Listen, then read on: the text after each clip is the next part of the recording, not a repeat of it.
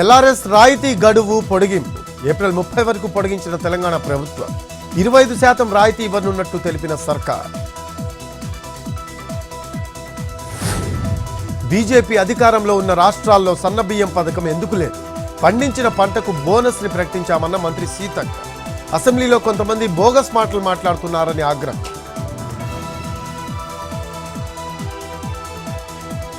విశాఖ ప్రేమోన్మాదిని అదుపులోకి తీసుకున్న పోలీసులు. శ్రీకాకుళం జిల్లా బుర్జీలో అరెస్ట్ చేశామన్న సిపి.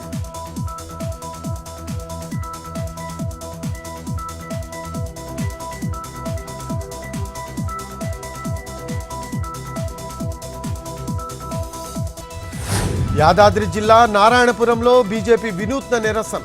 కాంగ్రెస్ 6 గ్యారెంటీలపై మహిళల నుంచి దరఖాస్తుల స్వీకరణ.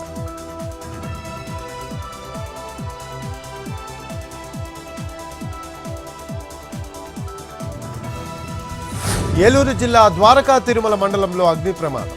రాళ్లకుంట శివారులో జామాయిల్ ప్లాంటేషన్లో చెలరేగిన మంటలు. పక్క పొలాలకు వ్యాపించడంతో ఆందోళనలో రైతులు.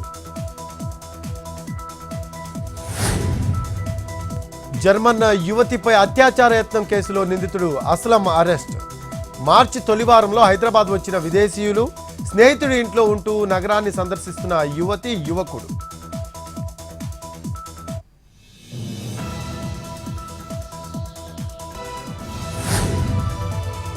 తాజ్మహల్ ను సందర్శించిన చిలీ అధ్యక్షుడు.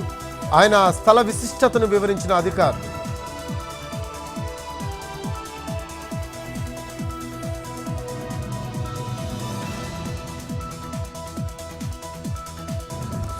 ఆసుపత్రిలో చేరిన లాలూ ప్రసాద్ యాదవ్ అనారోగ్యంతో ఉండడంతో ఐసీయూలో చికిత్స. పాట్నాలోని పరాస్ ఆసుపత్రిలో చేర్పించిన కుటుంబ సభ్యులు.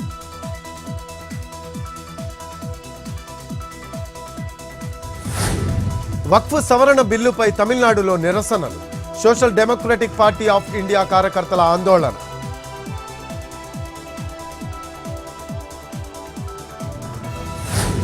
తమిళనాడులో కాల్పుల కలకలం. పోలీసులపై ఫైరింగ్ చేసిన నిందితులు. కానిస్టేబుల్ కు గాయాలు. ఆసుపత్రికి తరలింపు.